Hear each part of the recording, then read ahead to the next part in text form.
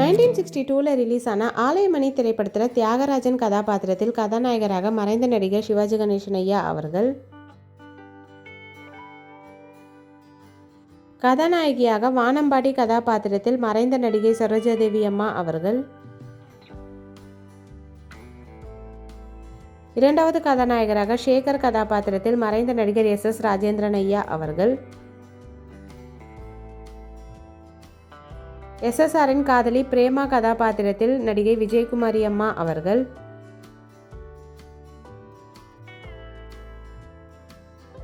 முத்தையா பிள்ளை கதாபாத்திரத்தில் மறைந்த நடிகர் V நாகையா அவர்கள், பார்வதி கதாபாத்திரத்தில் மறைந்த நடிகை புஷ்பலதாமா அவர்கள்,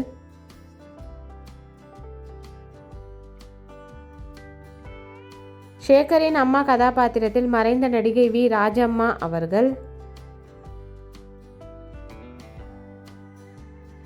சுந்தரம் கதாபாத்திரத்தில் மறைந்த நடிகர் TR ராமச்சந்திரன் ஐயா அவர்கள்.